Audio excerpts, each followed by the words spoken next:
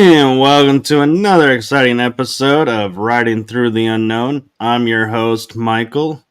And before I introduce my amazing and awesome guest with you all tonight, I want to just take a moment and say that if my voice is sounding a little weird, it is a little hoarse because with last night being the remember the 5th of November election day, I have a little bit of a hoarse throat from a 7 hour podcast episode that I did last night.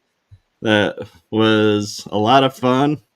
So thank you to Emily Men's House for that over at the Beast System. So be sure to check her out. And I am going to take a moment and recognize Danny Flitz is in the house. Thank you for watching. And Crossroads Meets the Ocean Rose. Thank you so much for your support, and you as well, Danny. I so appreciate it. And without any more further delay, I am going to hand over the symbolic mic to my guest to introduce herself, the one, the only, the amazing Nova Bell. Hi, thank you. Well, my name is Nova. I've been part of this secret space program. My mother was a surrogate. Um, I guess not I guess. I am a starseed. So I believe that, that's a lot of the reasons that I went through the program. Yeah. Sorry, I get this is my first time, so. Oh no, you're doing totally fine. And so when you say starseed, what exactly, for those who may not be familiar with that term, how do you describe and know what starseed you are? Uh, that's, that's complicated. So I know I'm a starseed. I mean, you feel it. A lot of times you feel like you don't fit in a lot of times. You long for a place that isn't here. I mean, I feel like when I look up at the stars, that's where I should be. I also have had a lot of different um, dreams and recalls of being up there. I've had a session with Steven, and he says I have connections to Sirius A. Now, when I was getting my downloads, I the Pleiades. I was picking up. I'm from the Pleiades, or have some kind of connection there. That all came in when I was getting the downloads and the info about um, troops being on the ground, and um, I like to call it like my highest self, my highest self name, or like my soul's name. Um, so I got a lot of that during the COVID lockdown. I had a lot of time at home and a lot of time to go within, and that's where I got a lot of the information about the star speed stuff. I mean, not even as a kid, I had a lot of different things happen. Like I remember in high school, there was one time I was in my closet. In high school, you don't think. So I was in my closet crying because the system was messed up. Like here on Earth, the whole system was messed up. And I didn't quite grasp why I was so upset about that. And like the reincarnation thing is backwards and wrong. And I mean, even to this day, I guess I don't even know the whole depth of it all. But these are things that have weighed on my soul and myself for as long as I can remember. So as I started going through and during that COVID lockdown and being able to go within, a lot more of that information came through. Right, and what's interesting is I also did a session with Steven, and I got my Andromedan part back, and you're gonna find this funny because we talk about how much we have in common offline, that my next session with him, the retrieval, is my Palladian side. Really? Yeah.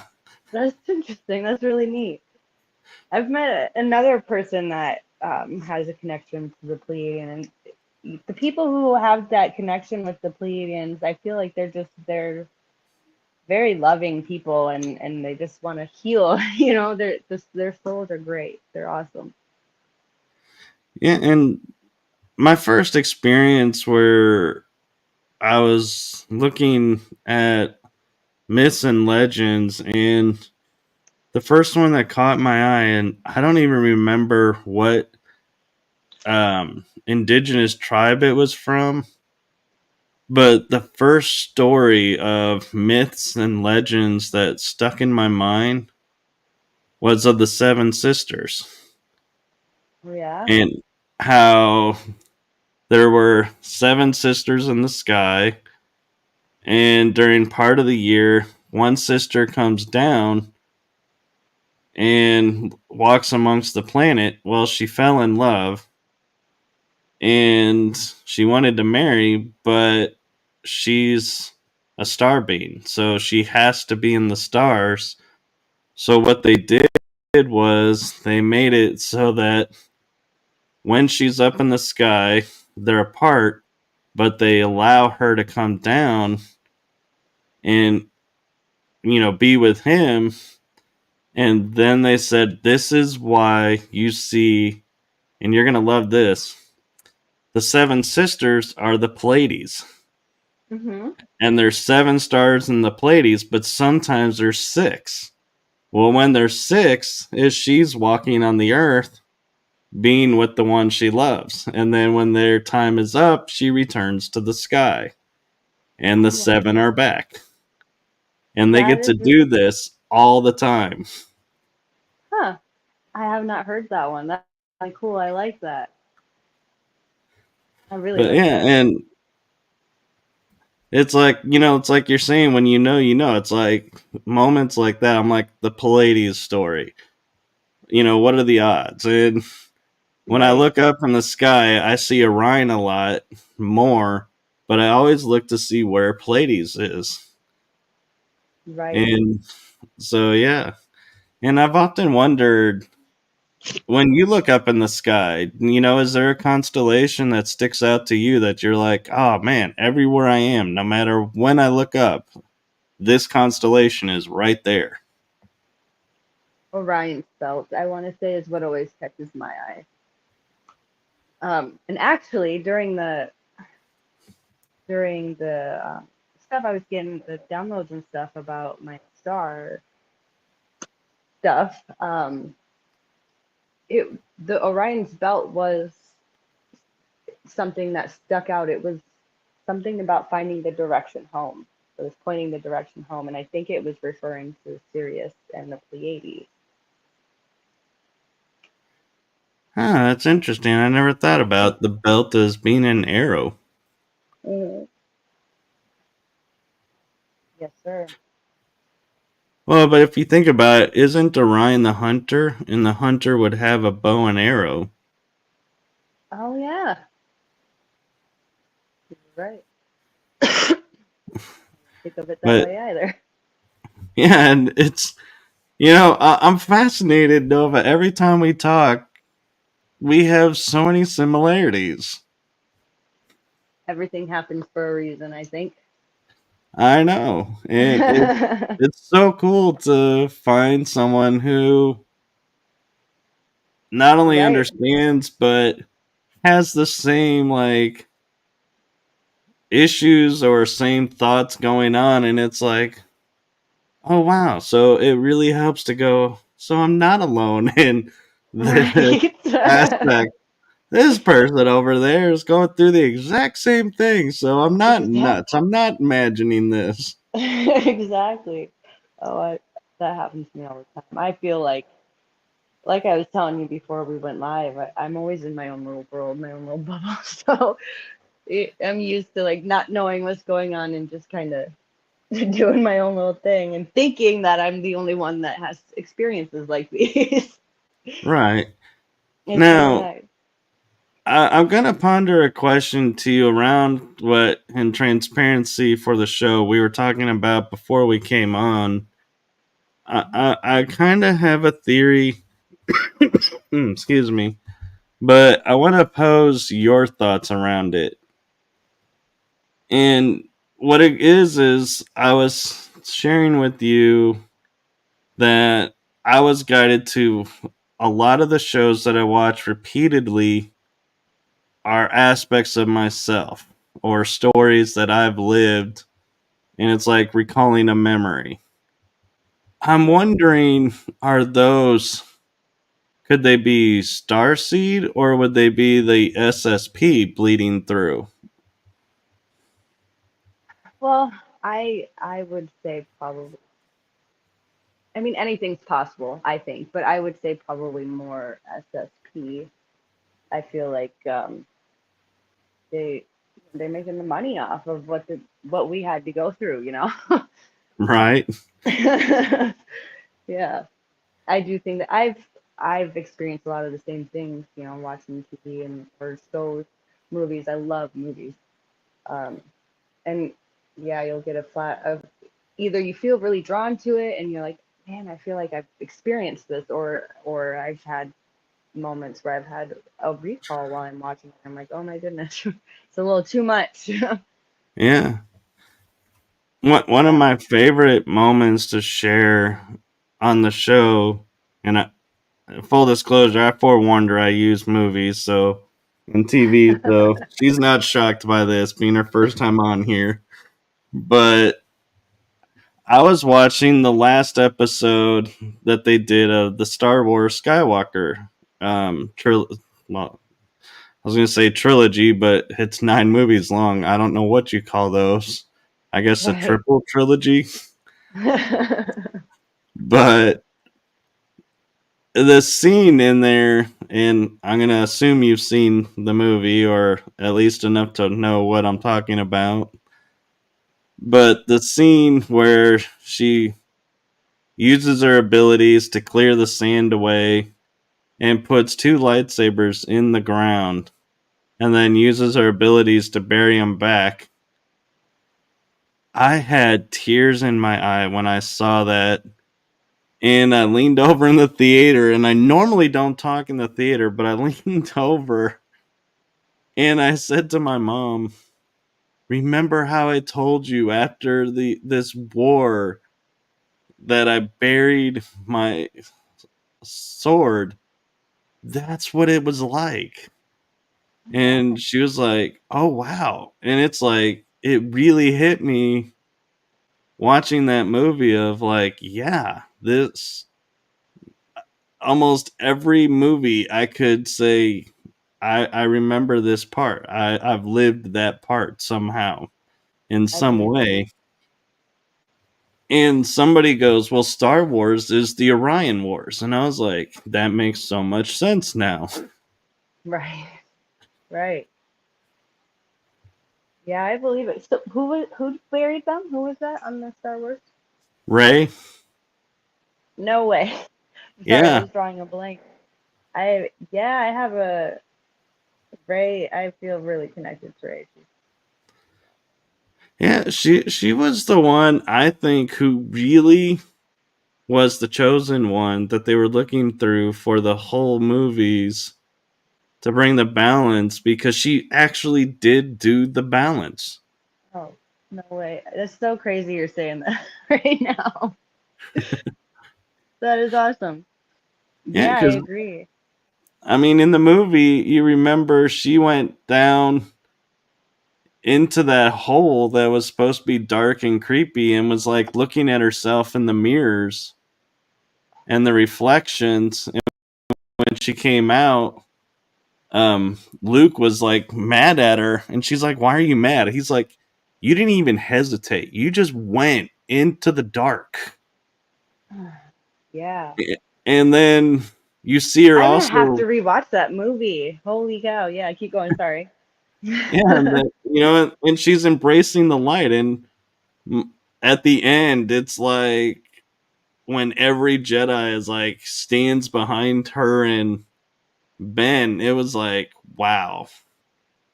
That was a momentous moment of like, this is what the chosen one that they've been describing is truly about. And it's not meaning there was the one, because there was two standing there, but it was Mm, also that all the energy was flowing through them. They were just the conduits. They weren't actually, it wasn't a person. It was a someone who could be the conduit. right. You're right about that. Yeah. I feel like you most definitely have to. You can't get the light if you don't go through the darkness. You need to have balance of both. Right. And that's That's where I my think, opinion. yeah, they all were making the mistake of going, we can only do the light. We only can do light. No, it most definitely has to have. You have to have balance. And I that's in everything. I mean, even in the 3D for sure. It is. And I'm gonna throw this out there, and I may be totally off, but is there like a moment in Harry Potter for you that you experienced that where you were like, I know this moment. I knew this was gonna happen. I've done this. Mm, I don't know, not off the top of my head. I have had recalls of being in a school similar like Hogwarts.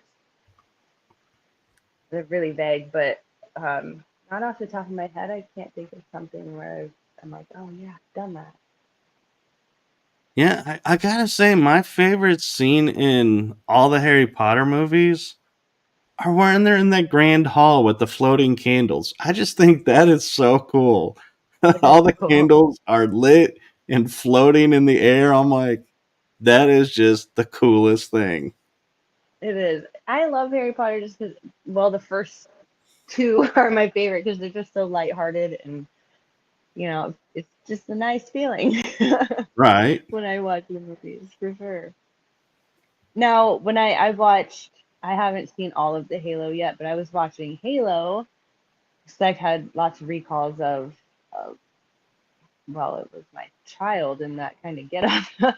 um, but I was watching that and Halsey, she was talking to her clone, and I had to shut it off because I'm like I feel like I've done this. I've been there. I've had this experience of talking to my clone and it telling me, you said so and so, you would never put yourself, like I can't remember the whole conversation between her and the clone, but I'm like, oh my golly, it's too much.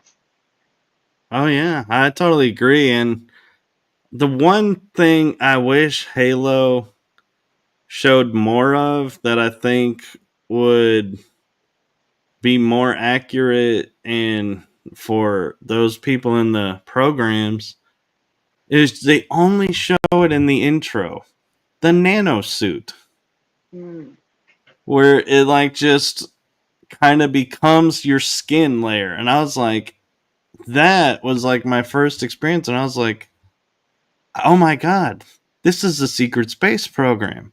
The second I right. saw the intro, because I was like, that suit, that's what we have. Yeah. But then you never see it any other time. And I was like, what? This is such a key thing. Why is it only in the intro? Right. There was another, oh, I lost it. Hold on one second. I'll remember it again. Stranger Things. That was another one that I struggled with when Max is fighting. Is it one? The first um, experiment they did. The bad guy in the episode.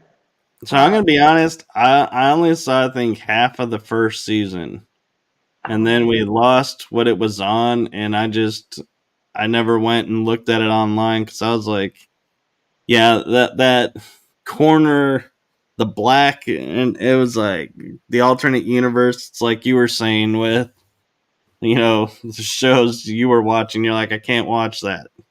I'm like, yeah, that was like, yeah, that was no, a hard I one. can't.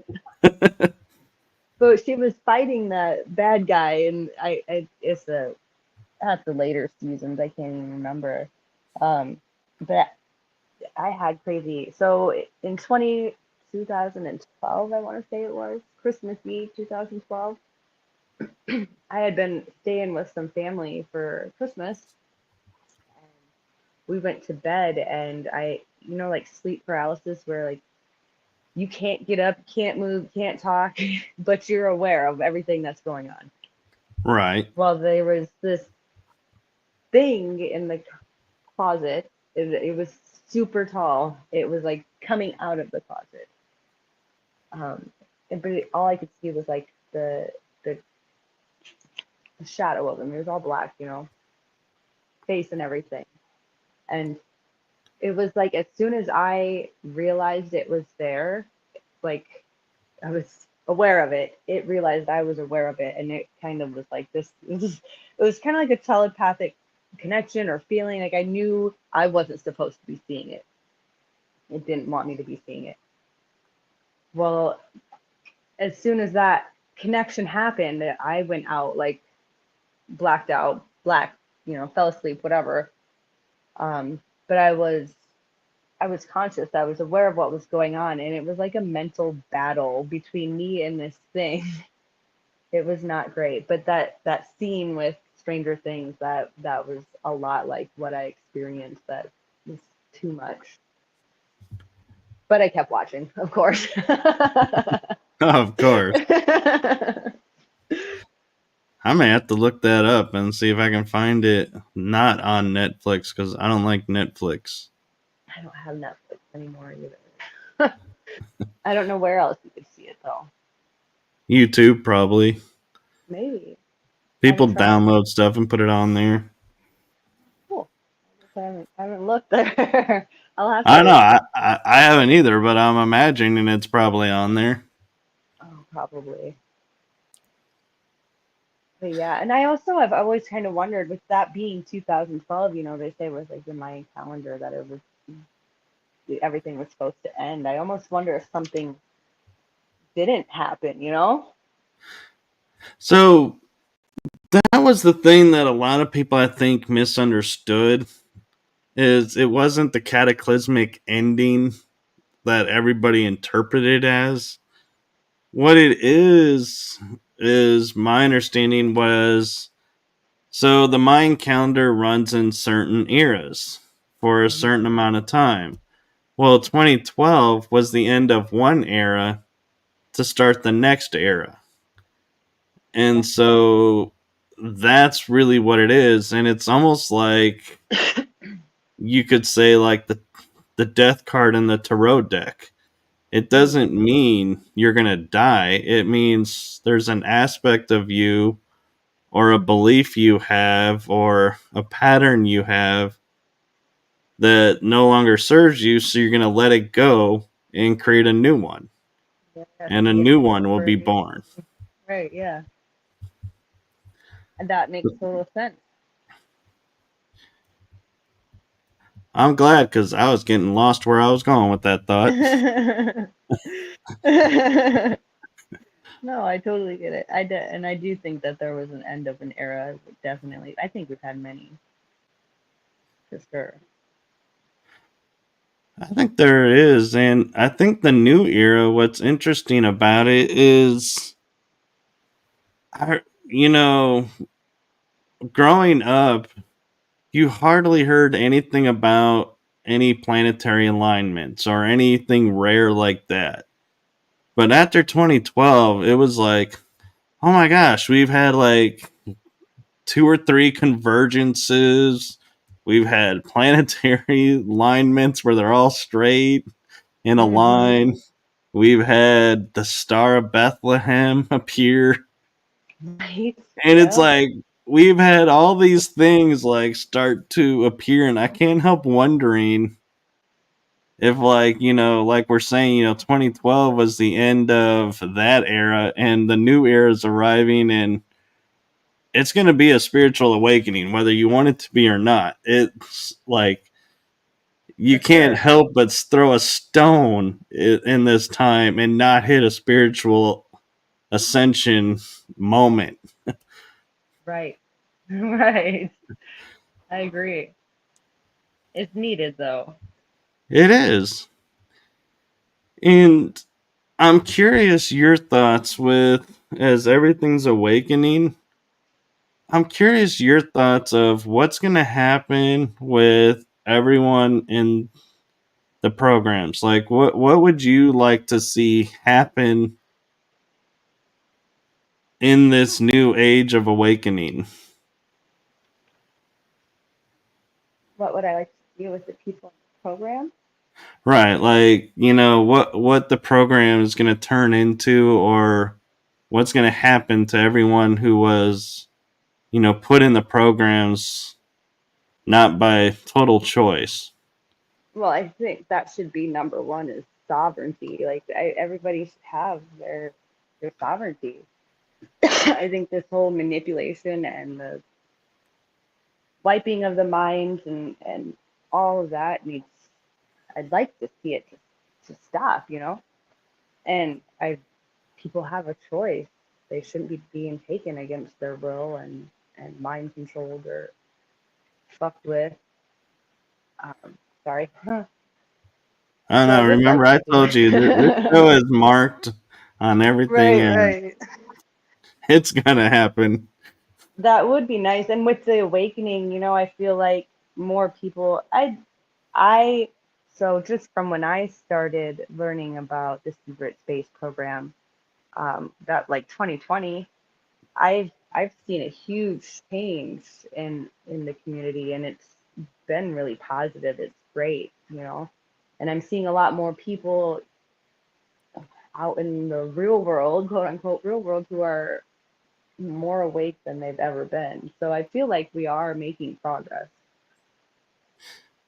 And I'm curious if I don't know if you've ever shared this or if you are open to sharing, but what was your like aha moment that like were you hearing someone talk about something or did you like have a dream and be like, I was in the secret space program? I think I was a part of that and like started you on the journey.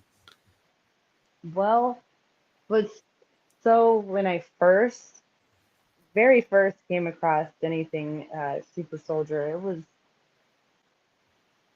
I don't know 2016-ish.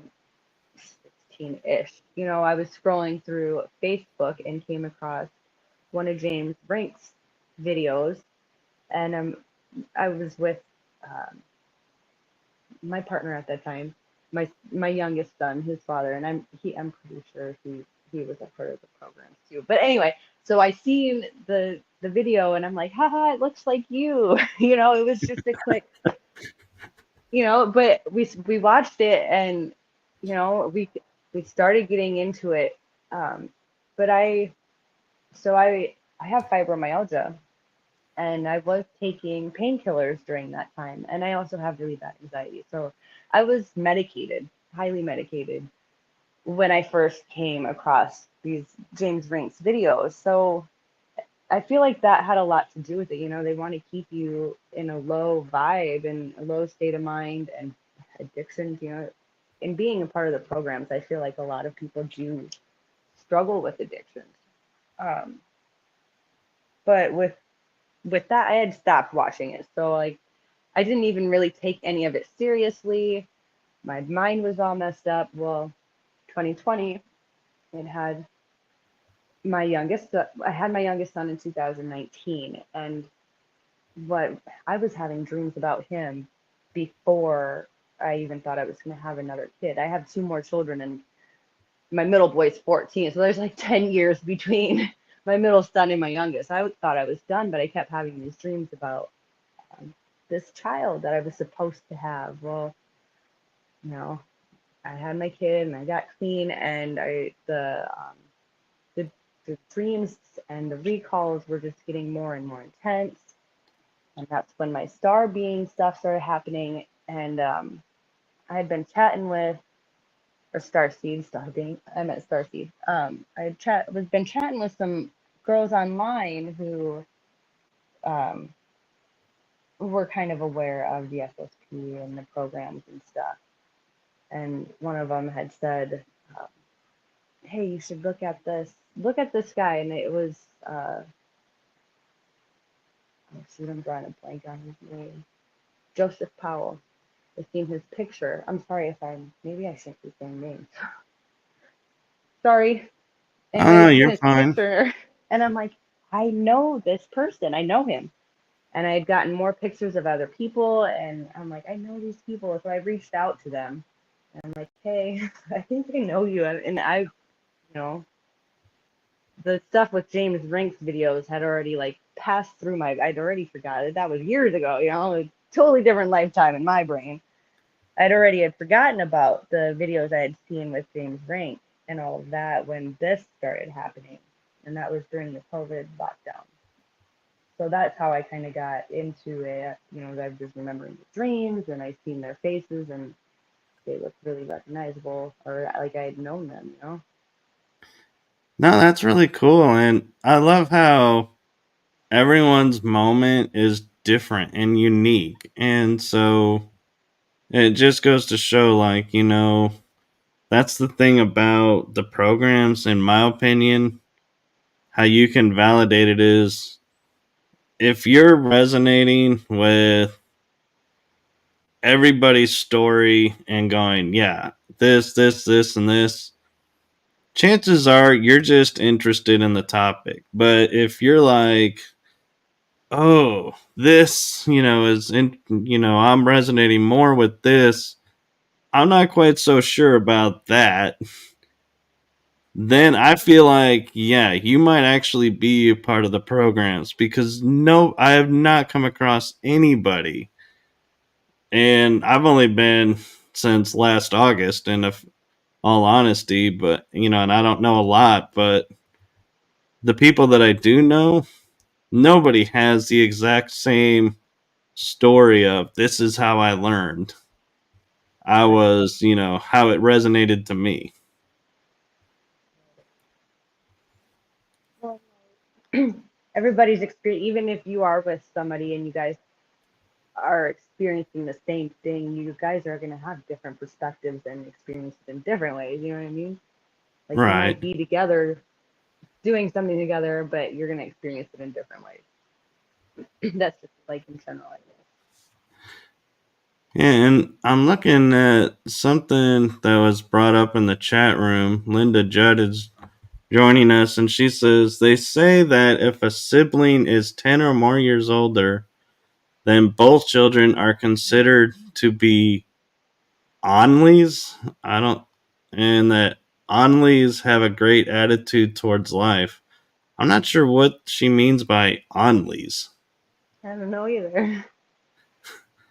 I got it. Yeah, that's a new one Thank on you. me. Yeah. I guess I've never Oh, heard that either. oh, onlys. Oh, nice. Oh, my youngest. He kind of is like the only child sometimes. Yeah, we Yep. get you now, Linda. He's spoiled. No, Go ahead. I was just gonna ask, with, like, for me growing up, I resonated more with science fiction, space. Like, that just always fascinated me. If I saw anything about space, I was watching it. It was like I just couldn't get enough. And even to this day, I'm still interested a lot in space and everything, and now I understand why, knowing what I know now. But I'm curious, for you growing up, what was, like, did you find was your go to? Like, you're like, oh my God, I could not get enough of this growing up, and I could never explain why. Um, I was always drawn to the stars too. I remember having an argument with my mom about so Ancient Aliens was, popping back when it was just coming out when I was a kid. So um, I remember sitting there watching TV, and it was just for entertainment purposes only, back then. And I remember arguing with my mom, like, how can we be the only beings in this whole galaxy? Like, that does not make any sense to me at all. But it was the stars or nature. Music was another big thing for me growing up. So I'm curious when you say like the stars, was it like planetarium shows and just seeing, the star constellations and everything, or was it like looking up at the stars and going, I've been there, I know that one, I haven't Just, been there yet. I mean, well, when you're a kid, back when I was a kid anyway, they would bring in those big tent things, and they'd have all the constellations, and you'd go inside and stuff. Like, that was my favorite always. But no, I was always just outside looking at the stars, and that was the only time I really felt at peace was looking at the stars. And there's not a particular constellation either. And that's when I was saying I feel like it's difficult because when you say like which star are you from or whatever, it's it's bigger than that. Like when I say I'm a star, and I haven't really said this to anybody else. So like I feel like some people come from it's so source basically. Like I feel like there's certain people on this earth who have sat or have been really connected to source itself. And I feel like those people, they're here now, and they're here for a reason. And I feel like there's really not a particular star I would say I'm from. It feels like it's from the vastness. I don't know how to describe the feeling, or you know what I mean? I do actually, and I was advised by a friend that when I was in the womb, I was taken aboard a ship and they put, and it kind of messed with my mind a little bit when I first heard this, and I've come to terms with it now, but they took my, form and injected, like, say, Syrian, Lyran, Andromedan, Palladian, a bunch of different star DNA into me. And so, and then they were like, they put me back in, and then I was born. And so I was like, so I was created. I literally, that's where my mind went. I was created. I wasn't born. Hmm. And I was like, and I finally was like, I was born, and I do have multiple aspects of different stars, seeds, star beans. I think they're the same thing. Hmm. And I like your way of looking at it is, you come from source and you resonate to a lot of things. There isn't just one. And, there are some people who maybe are just, like they're a Lyran who came here to learn. And so they resonate to Lyra. Right. That's their personality. Absolutely, I agree. And actually, so I was trying to keep a dream journal when I was going through my like reawakening, or however you want to say it. But I really wanted to know because I was picking up, my mom was a surrogate, she's really, and me and her have never, like, I love my mom to death. She's my mother, you know, she raised me, whatever. And I will always respect her. We don't really see eye to eye, but she's still my mom, and I'll always respect her. But I've always felt like I don't look like my family. It was always a joke that I was adopted. So, like, I've always kind of had that in the back of my head, like, I'm just not the same as these people. But so And I was telling you how, I had the cord and wrapped around my neck and my heart was not beating when I was born. So I wanted to know, like, how, where am I from? What the hell? What the hell is wrong with me? So I wrote that down in my dream journal. I wanted to know where I was from. And if I have it. But anyway, in the dream, I dreamt of me being created in a lab. Like that was the dreams, me wanting to know where I was from. I ended up dreaming about being created in a lab. So I mean, I honestly wouldn't be surprised. Shoot. I'm just sitting here like, oh my god, there's another thing we have in common. Right. I do think I believe you 100%. And I'm also a little bit curious when you look at being star seed and through the programs and everything. Do you find yourself here like trying to do something and then you have to go, oh wait, I'm not in like the astral plane, or I'm not in this form or aspect, or I forget the term they use, the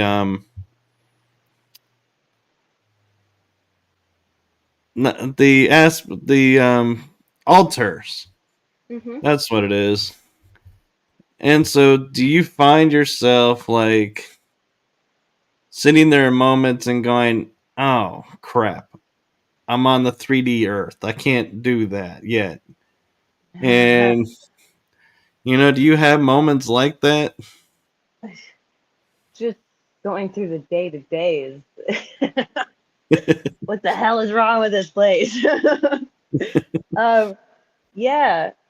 So like in the astral, it's really easy for me to just like pop around. I think it, and I'm there, or it happens.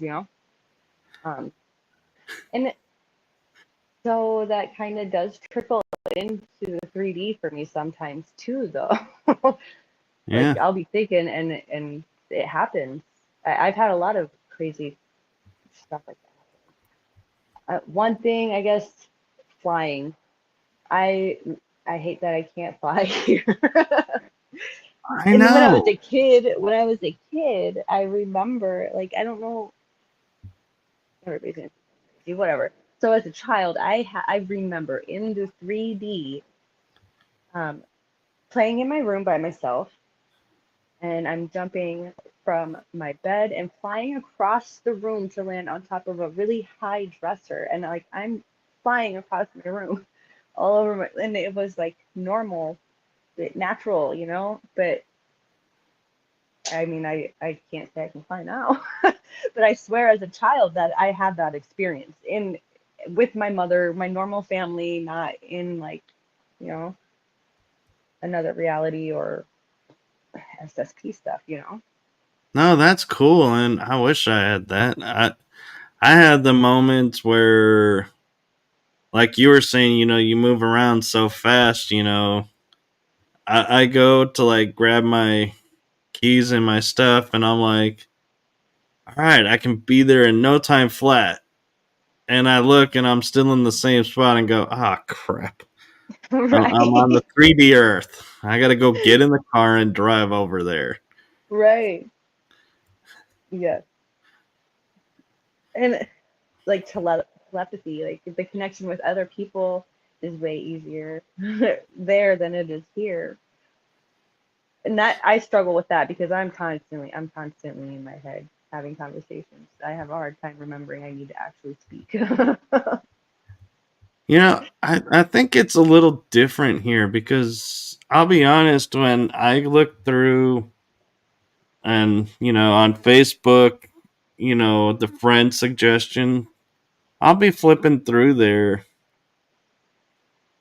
and I'll be like, every once in a while, I'll hit a picture or someone's name and I'm like, there's something about that. So I'll right click and open it in a new tab, and then I'll go on, and then I go and look, and then I'm like, okay, I'll send a friend request if, I'm feeling like, yeah, there's something to it, or if I'm like, well, I'm not really sure, I'll wait and and see if I get clarity. But I kind of noticed, even when friends suggest people, I'll look it up and I'll look and I'll be like, there's something familiar, but I can't put my finger on it. So I'm like, friend request. And I get a little excited when they accept back because I'm like, we've never met. But I'm like, wow, they accepted back. So maybe they get it too. And I'm like, I start thinking in my mind, going, wait, is could this lead to this, or maybe this and this? And do you ever get Right. moments like that when you're looking and you're like, wait a minute? Oh yeah. Yep. I've learned though that learn to go with the flow of things. That's something I'm learning right now. Go with the flow.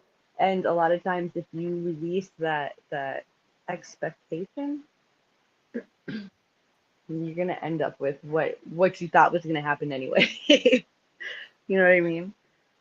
I do, and I like how you put it because I've noticed, like, I don't know if you have this experience, but for me, being here on Earth, I see where there are people that are driven by money. I see where people are driven by power, where people are driven by helping others, where, everybody has their individual drives.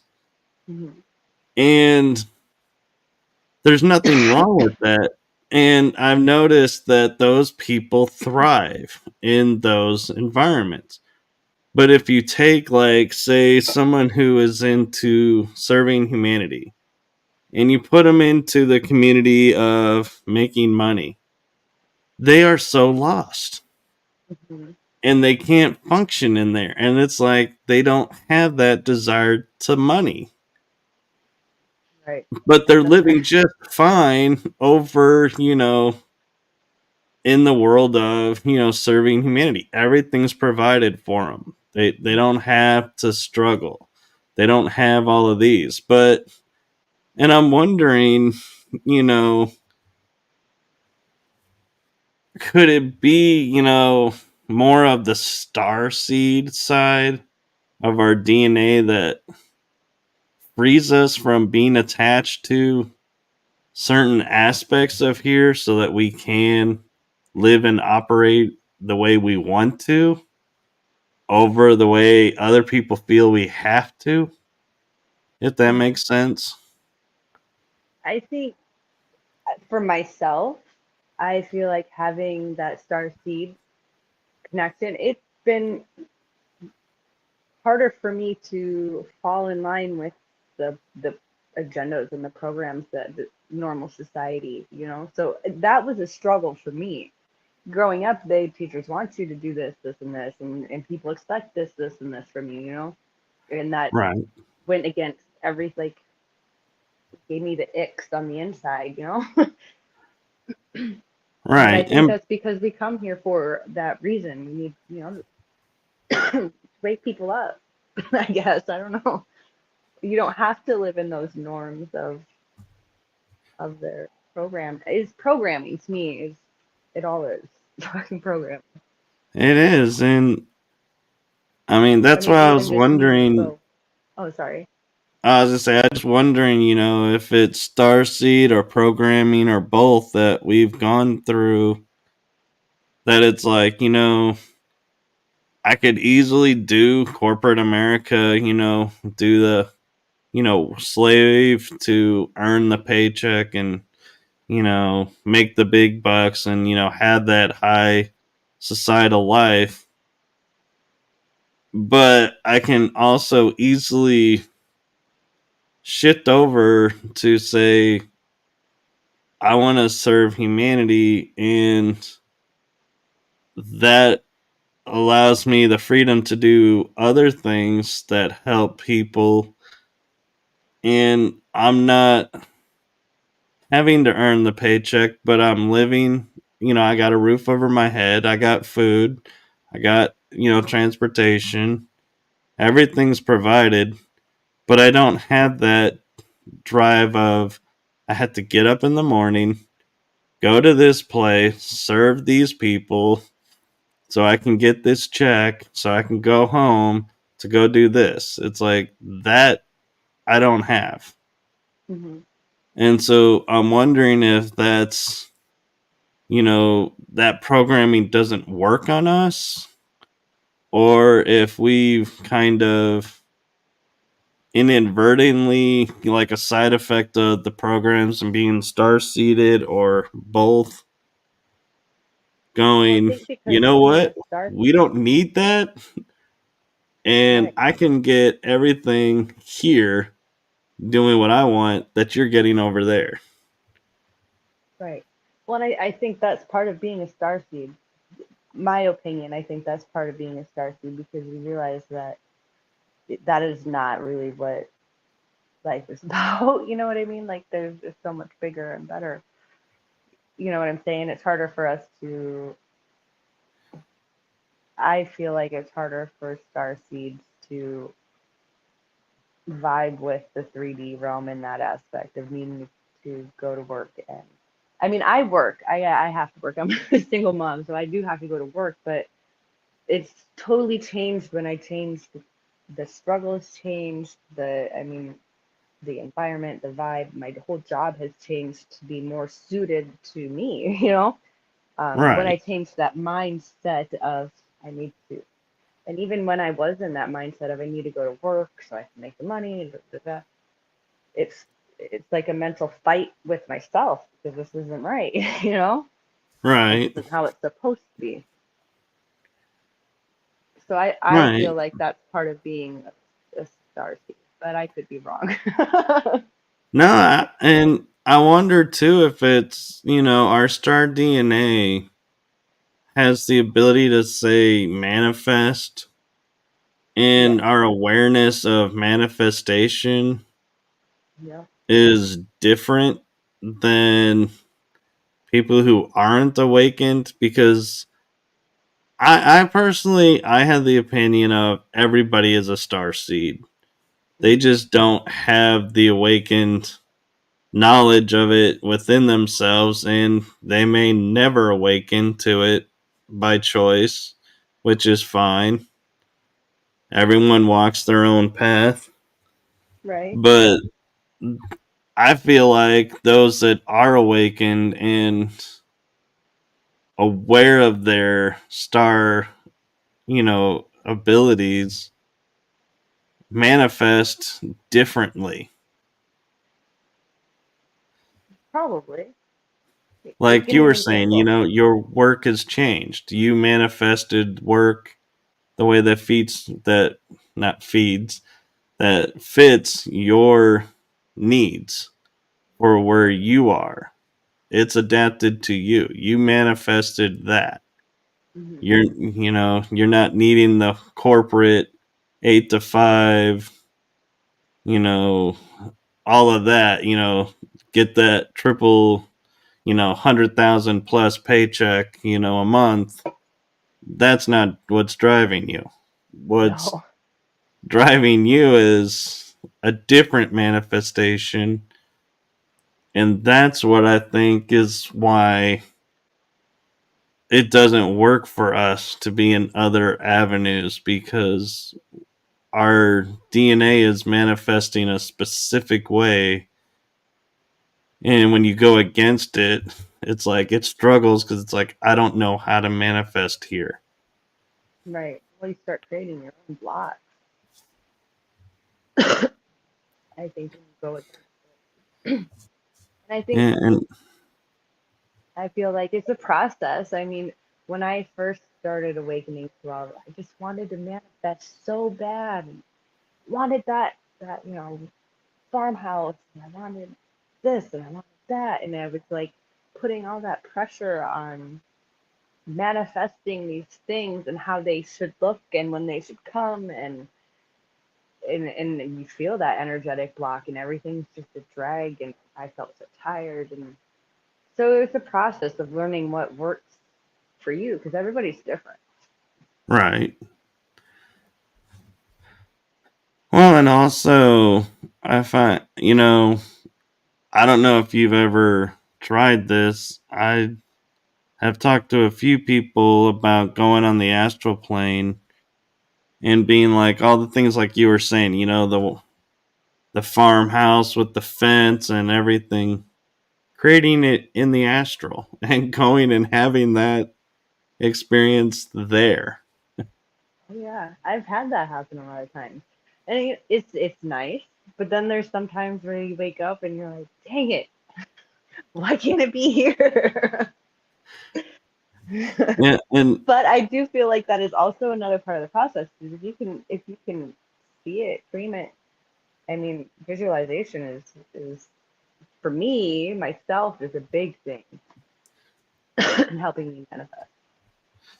it is. And one of the things I asked my guest when I was doing a show on astral projection and the astral plane, Matthew Mornian and Cal Mekes,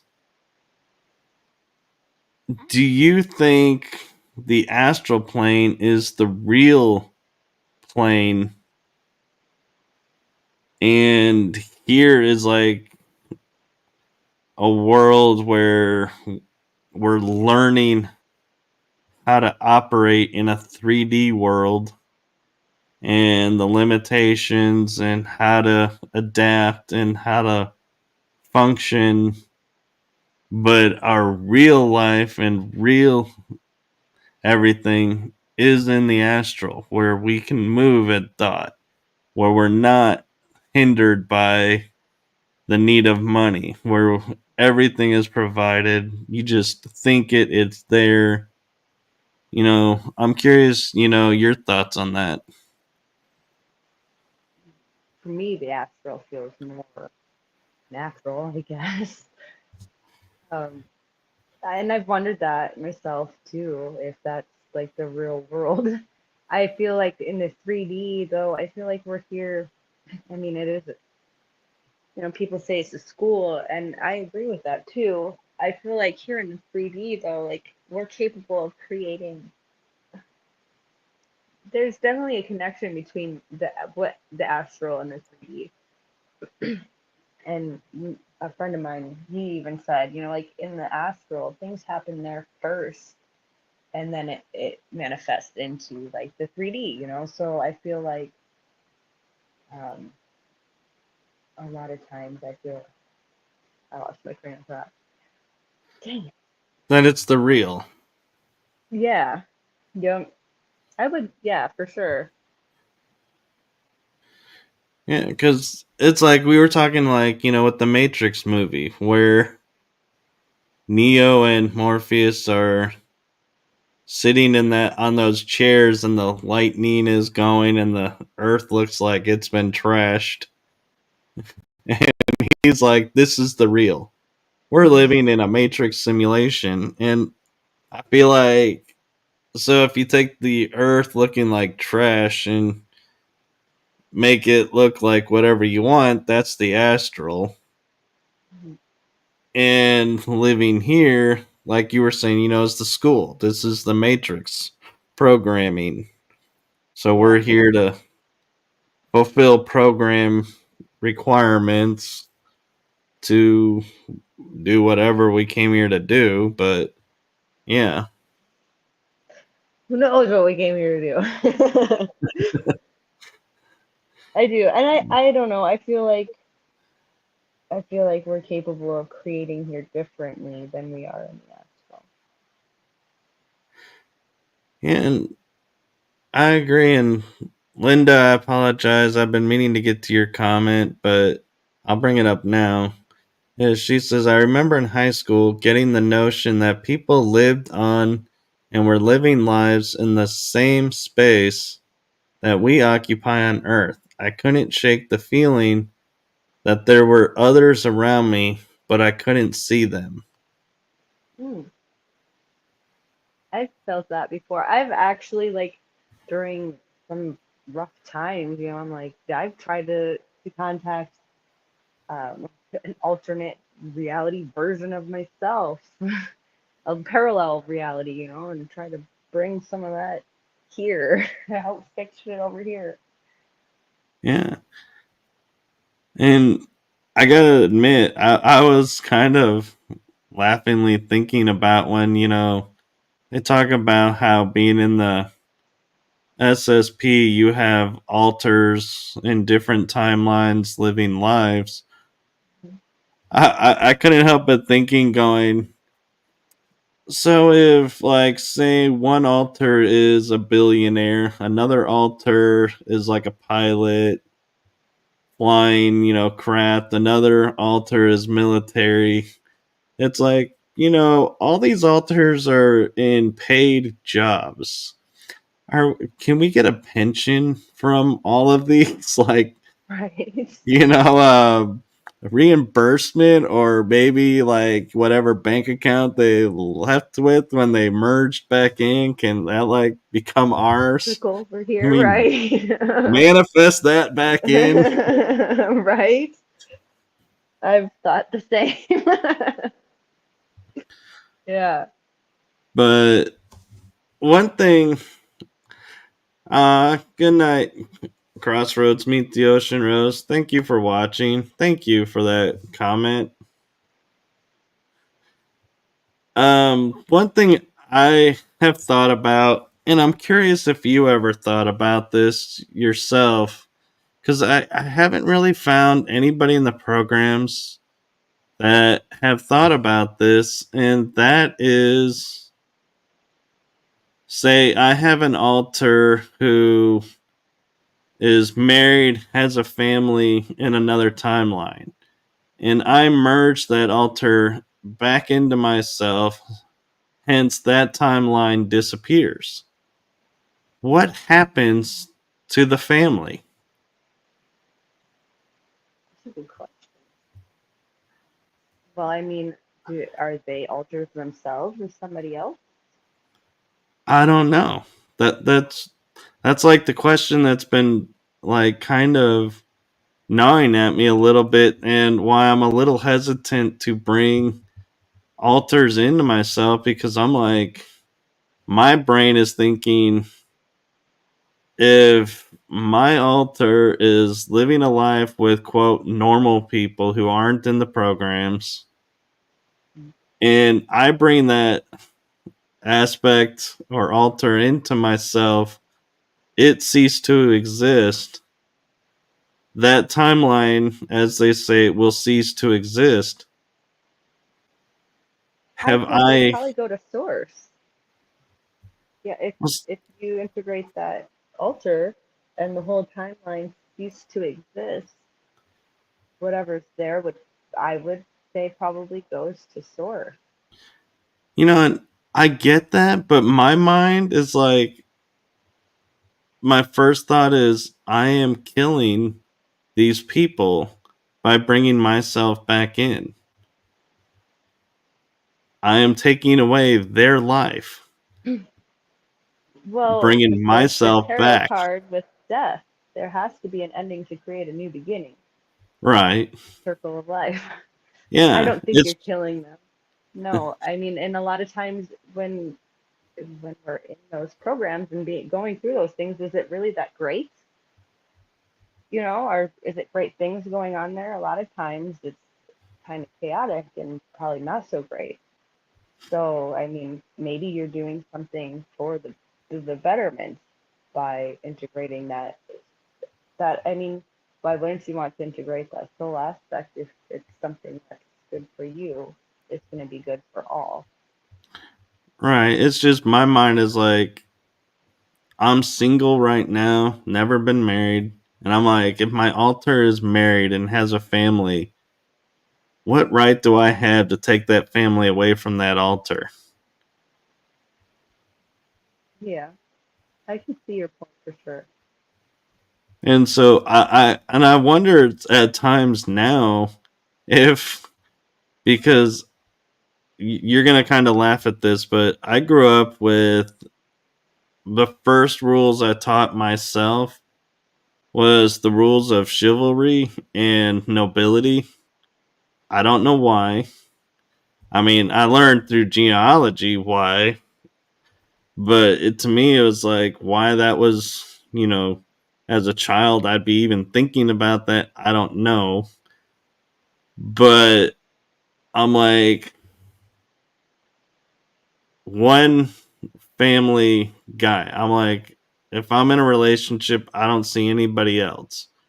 And I can't help thinking now, I've never gotten married because my alters are married. And it's like, would I be cheating if I got married on my alter's family because my alter is me? Right. No. But I can see what you're saying. Yeah, and so it's like I can't help thinking, it's just like a mind trap that I got caught in, and this is why I never was able to settle down, is because I'm sitting here Right. thinking on these other parallel lines, I am settled down. Right. But I also wonder, so I mean, I have crazy, I wouldn't say crazy, but I have different thoughts and it's usually when I have, do you think that, I guess, so what I'm trying to get at is, do you think that maybe you're thinking those is because somebody might be trying to block you from becoming whole?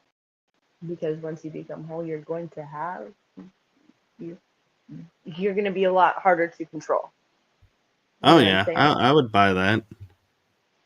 So I mean, I feel like sometimes when we get into our head too much, the monkey brain, I feel like that's so we don't go further. Like I was so scared to get on here and do an interview, talk publicly, but that's hindrance. Like I'm hindering myself. Why wouldn't I? Well, you know. So I Right. guess that's what I'm kind of, I guess, asking is, do you think that maybe having those thoughts or thinking along those lines of not wanting to overstep your boundaries with alters because maybe possibly somebody might be trying to put those thoughts or feelings, you know what I mean? I do because I have a natural rebellious nature.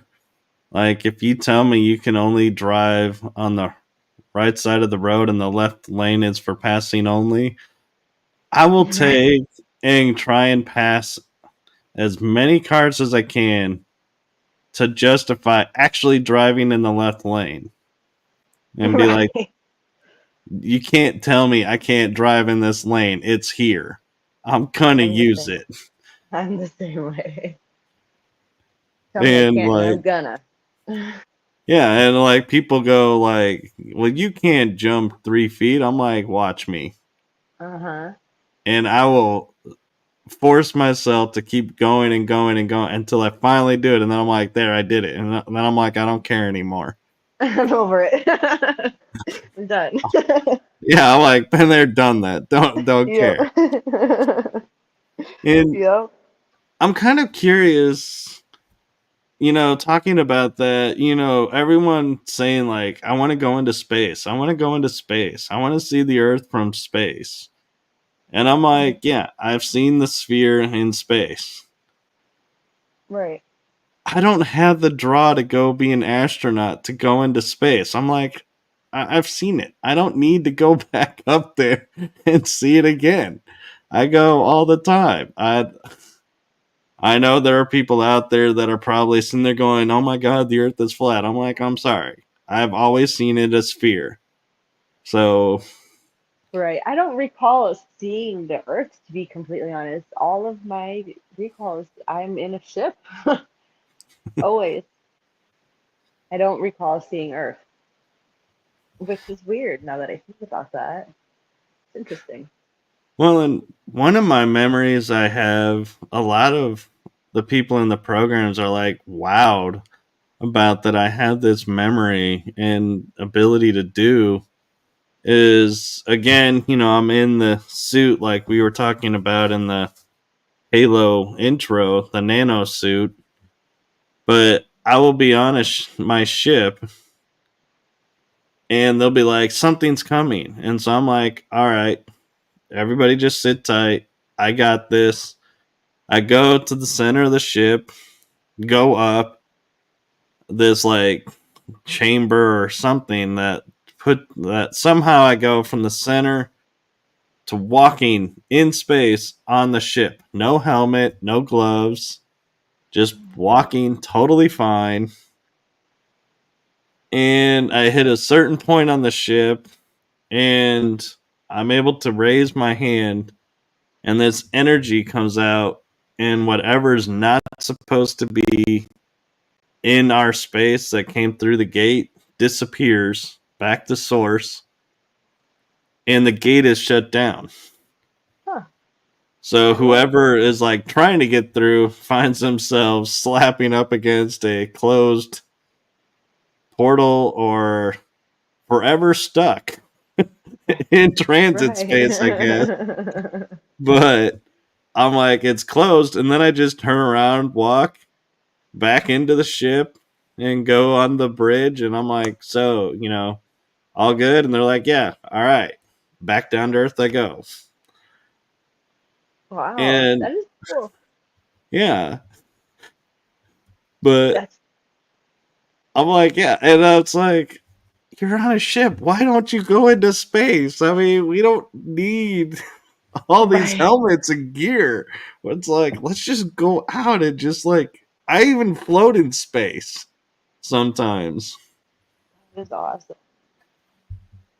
I remember in high school, it was a really vivid dream of like flying again. I was flying across the earth, but it was almost like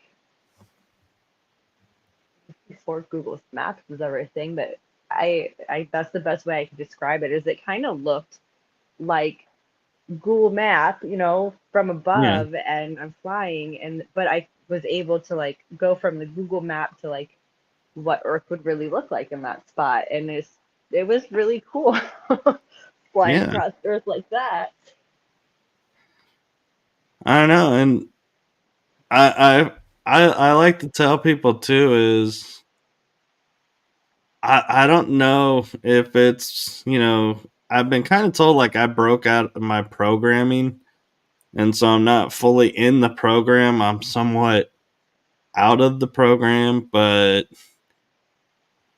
when, like, for example, you were doing something and needed help, and you called out for help, and I heard it, I literally see myself doing this and going, hold on just one moment. I'll be right back. And I'm like instantly right where you are, making a grand entrance, either like the Superman or Neo, where you hit the ground on your knee in your fist and push the ground in a Right. little bit and get up, and you're like, what's up? Yep.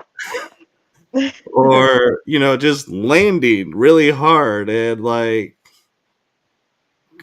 just being like, just making this grand, huge display of an entrance and being like, what's going on? And you're like, oh man, I'm having a hard time with these people. And I turn and I look, and I'll look at what you're dealing with, and I'm like, kind of brushing like dirt off of my shoulders and being like, are we ready now? And Right. watching them run and be like, all right, you good now? You need help with anything? All right. And then I'll instantly go back to where I was and be like, okay, now where were we? Right. Like But hopping yeah, around. and so yeah, I always like find it interesting that it's like I will hear other people that I've met in the programs when they need help and go. And I'm wondering, is that just a unique thing to me, or does anybody else? I've often wondered, does anybody else have that? experience. Where they've gone and helped others in the program. Right. Oh yeah, for sure. Actually, one of the ones when I was first remembering all of the SSP stuff was with a few people I know, and it was going to help them get out of some cages.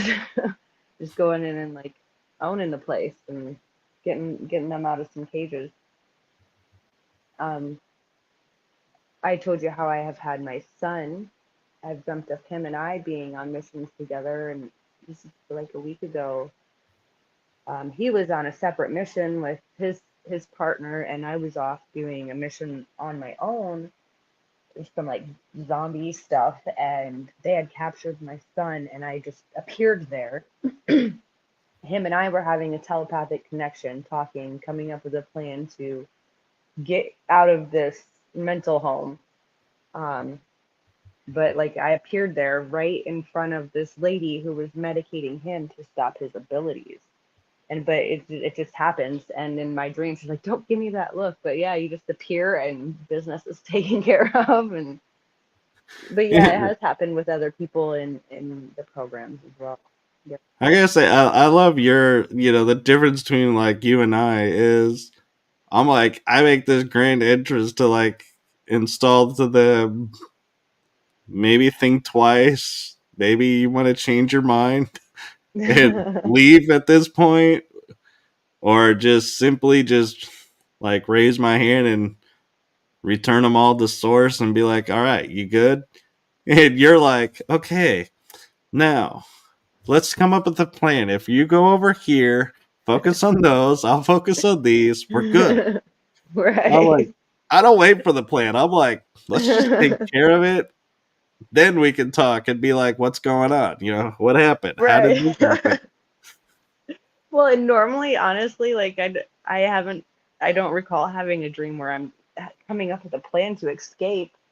I don't even know why we needed to come up with a plan, because normally I just come in and take care of business and we're out.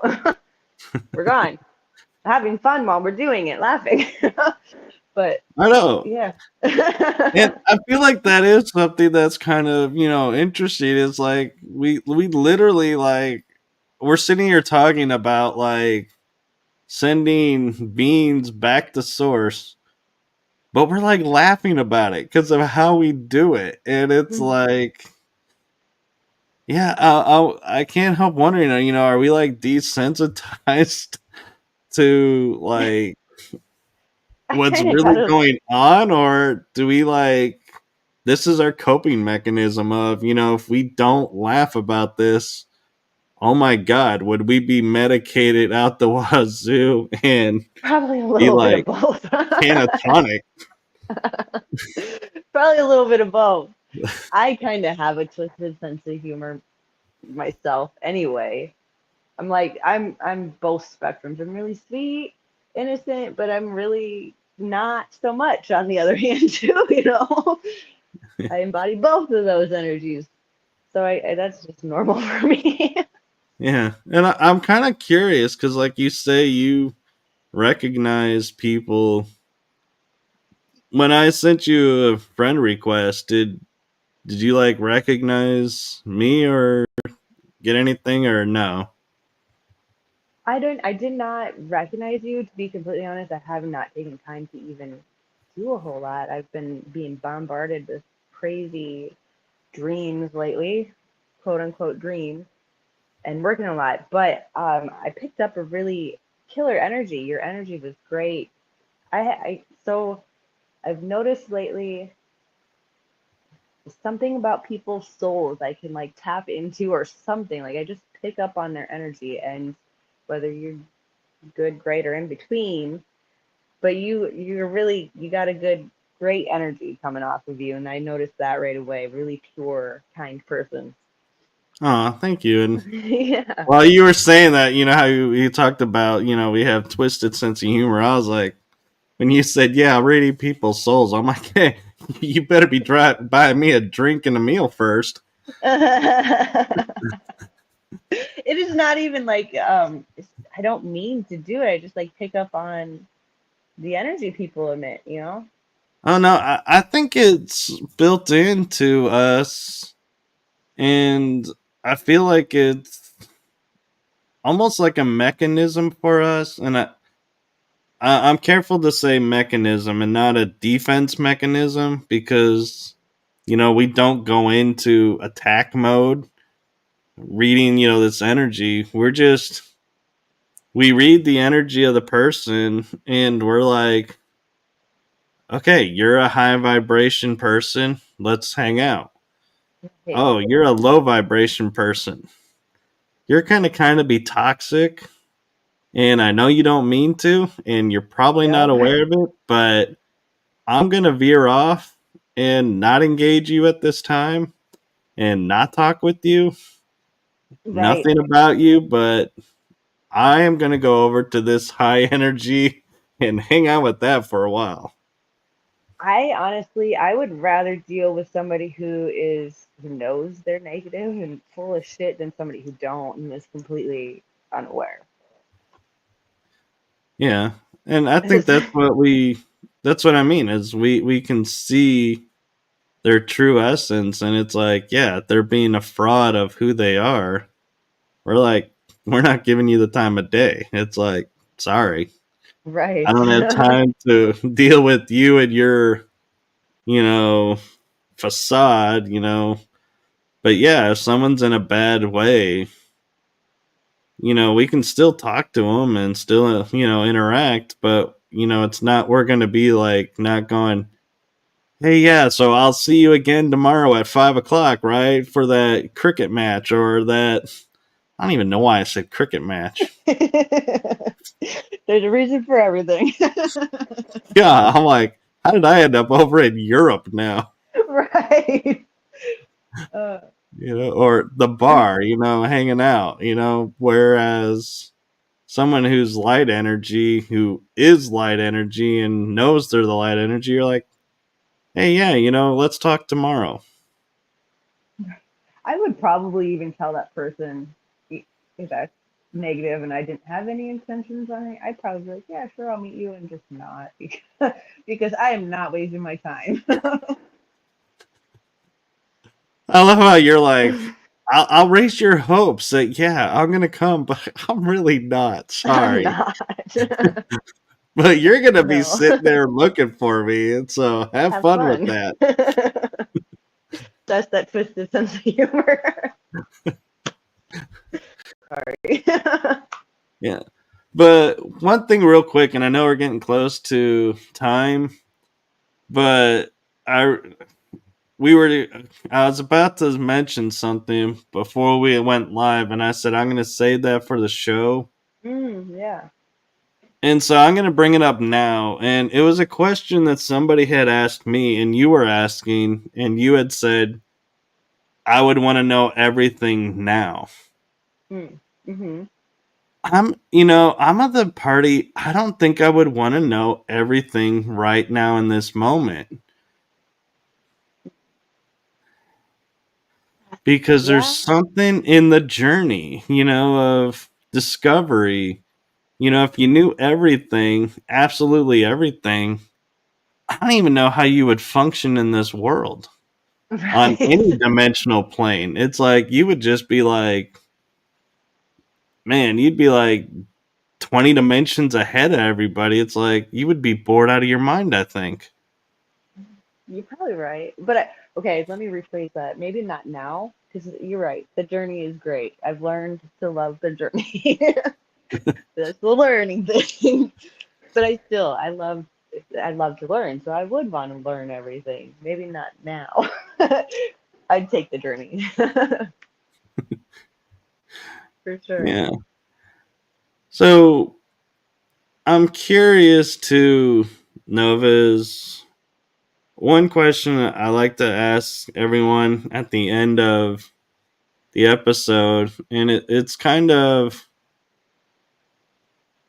a little bit of a deep question, but at the same time, it's not really that deep because it's not limited. It's an open-ended, anything goes kind of question, and that is, From your experiences from birth to now, what is a golden nugget that you would want to leave the audience with?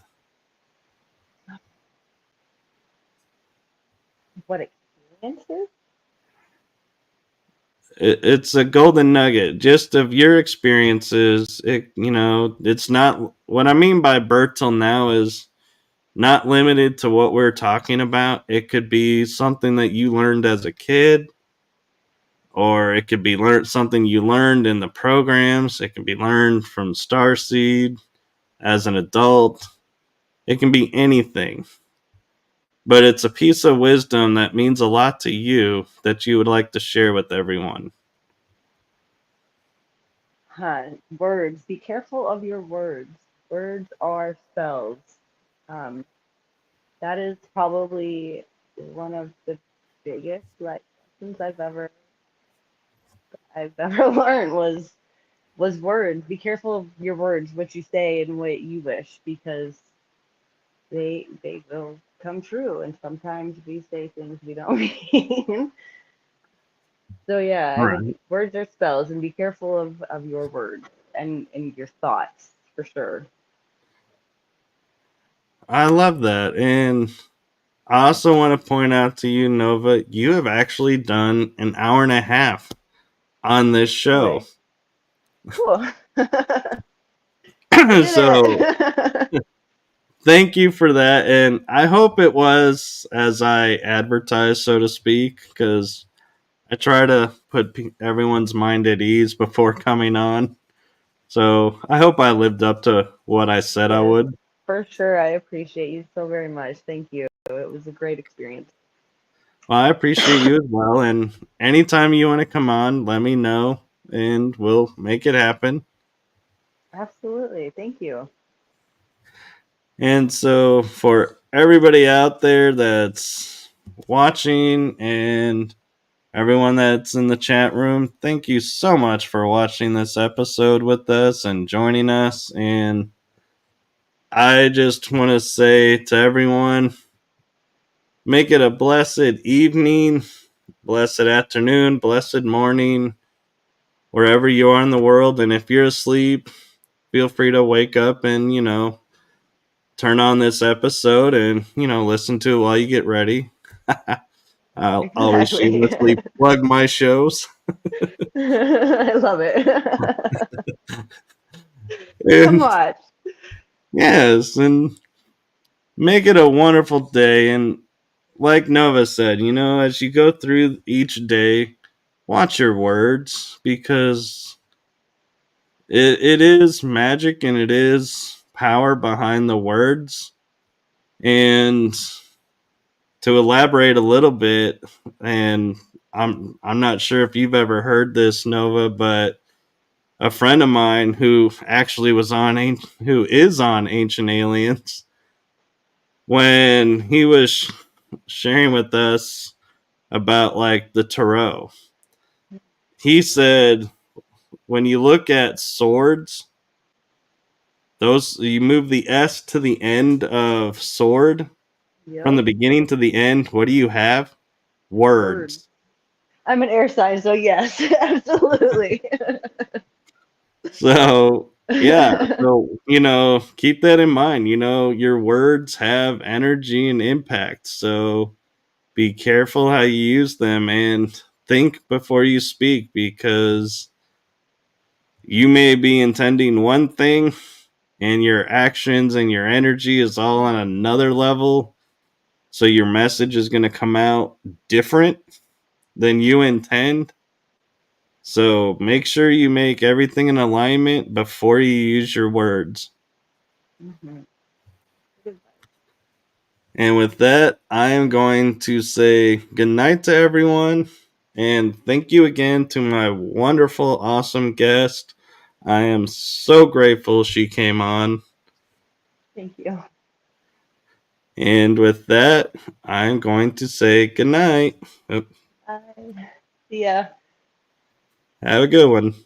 You too. Thank you. Thank you.